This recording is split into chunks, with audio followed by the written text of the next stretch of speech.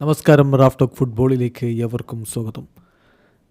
Neymar junior എന്തിനാണ് FC Barcelona വിട്ട് PSG ചേക്കേറിയത്?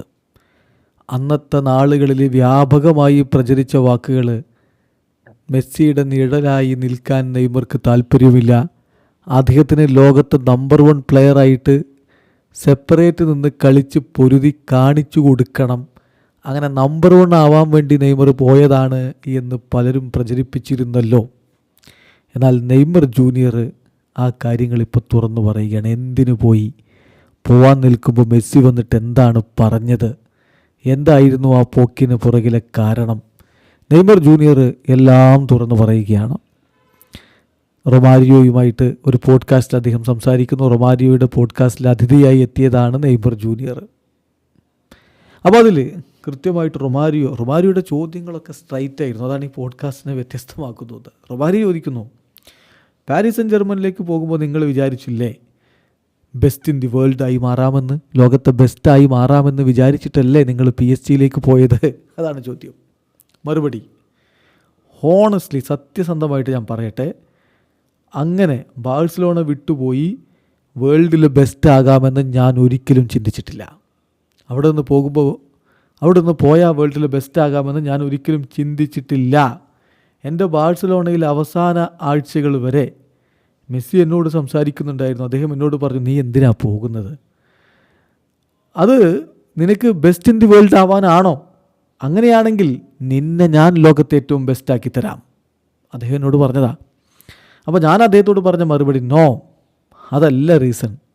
Best ആവുക എന്ന ഉദ്ദേശത്തിലല്ല ഞാൻ പോകുന്നത്, മറ്റു ചില കാര്യങ്ങളുണ്ട്. എന്തായാലും അത് കൂടുതൽ പേഴ്സണലാണ്. ഞാനും നിങ്ങളും തമ്മിലുള്ള പ്രശ്നമല്ല. ഇപ്പോൾ നിങ്ങൾ ബെസ്റ്റാണ്, ഞാൻ താഴെയാണ് എന്നുള്ള പ്രശ്നമല്ലെന്ന് തന്നെയാണ് നെയ്മറോട് പറഞ്ഞത്. അതല്ല പ്രശ്നം. പോകാനുള്ള കാരണം കുറച്ചുകൂടി പേഴ്സണലാണ്. And of course financially offer വളരെ ബെറ്റർ ആയിരുന്നു.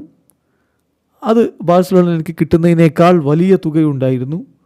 ഓൾസോ അവിടെ ബ്രസീലിയൻ താരങ്ങൾ ഉണ്ടായിരുന്നു. ആ ടീമിൽ കുറേ ബ്രസീലിയൻ താരങ്ങളും ഉണ്ടായിരുന്നു.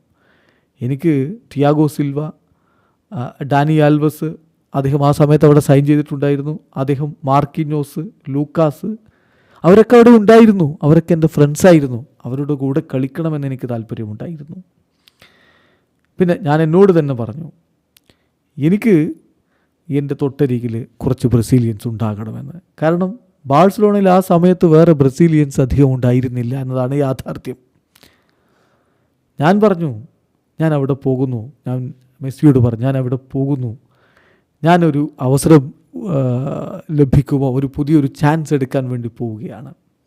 അതാണ് യഥാർത്ഥത്തിൽ അവിടെ സംഭവിച്ചത്. പക്ഷേ അത് ബെസ്റ്റ് ഇൻ ദി വേൾഡ് ആവാൻ വേണ്ടി ആയിരുന്നില്ല എന്ന് തന്നെ തുറന്നടിച്ചു പറയുകയാണ് നെയ്മർ ജൂനിയർ. ലോകത്തെ ഏറ്റവും മികച്ച താരമാവാൻ വേണ്ടി മെസ്സിയോടൊപ്പം നിന്ന് അതിന് കഴിയുമായിരുന്നില്ല എന്ന് ചിന്തിച്ചിട്ട് മെസ്സിയുടെ നിഴലാവാനില്ല എന്ന് പറഞ്ഞു പോയെന്ന് പറയുന്ന നെയ്മറായി പറയുന്നത്, അന്ന് ഞാൻ പോകാൻ നിൽക്കുമ്പോൾ മെസ്സിയാ എന്നോട് പറഞ്ഞത്, നീ എന്തിനാടാ പോകുന്നത്?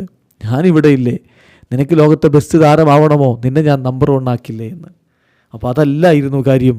ബാഴ്സലോണ വിട്ടുപോകുമ്പോൾ ഒരിക്കൽ പോലും ലോകത്തെ ബെസ്റ്റ് ആകാമെന്ന് താൻ ഉദ്ദേശിച്ചിട്ടില്ല, വിചാരിച്ചിട്ടില്ല എന്ന് നെയ്മർ തന്നെ തുറന്നു പറയുന്നു. വീഡിയോ അവസാനിക്കുന്നു. ഫുട്ബോൾ ലോകത്തെ കൂടുതൽ വിശേഷങ്ങളുമായി റാഫ് ടോക്സ് എത്താം.